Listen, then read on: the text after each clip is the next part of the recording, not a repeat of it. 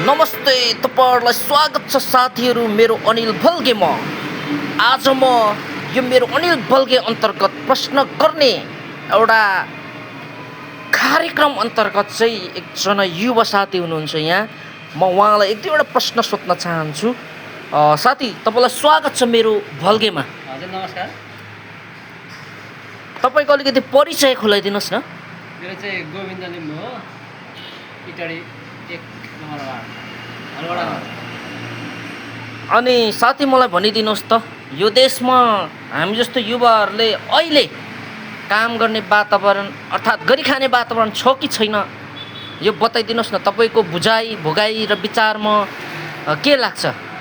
छ नि हजुर, जनता मिले, मन मिले, कति छ नि, कति सुन्दर देश हाम्रो। हरियाली, कोसी नाला नाला डाँडा पहरा सबै ढाकेको हाम्रो देश सुन्दर छ नि हजुर। भन्न खोज्नु भएको मतलब यो देशमा काम गर्ने वातावरण छ तपाईँको विचारमा चाहिँ? छ।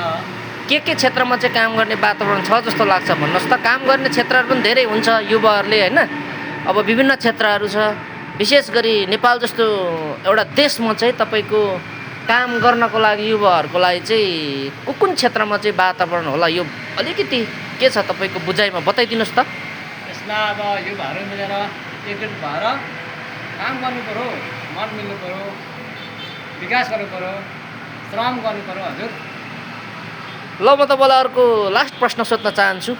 हाम्रो जस्तो देशमा हर्का साम्पाङ जस्तो मान्छे चाहिँ प्रधानमन्त्री भएको राम्रो हो कि बालेन जस्तो चाहिँ प्रधानमन्त्री भएको राम्रो? के छ तपाईँको बुझाइमा विचारमा?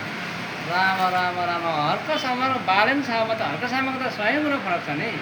हर्का सामाङ त कति राम्रो राम्रो बालबच्चादेखि लिएर बुढापाकादेखि लिएर सबै उसले रुचाउने, बोलाउने, श्रम गराउने। मलाई त हर्का साम्पाङै मनपर्छ नि। भनेपछि हर्का साम्पाङ जस्तो मान्छे चाहिँ यो देशको प्रधानमन्त्री बन्नुपर्छ भन्ने तपाईँको बुझाइ हो? एकदम 100% राइट हजुर, मेरो लागि चाहिँ। धन्यवाद।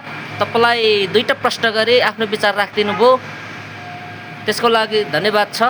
अझै अझै अझै नै सोध्नु न क्वेसनहरू, के सोध्नु हो र? होइन, आजलाई यति नै सोधौँ, पछि मौका मिलेको बेलामा तपाईँलाई फेरि प्रश्न सोधौँला है। अहिलेलाई भने धन्यवाद।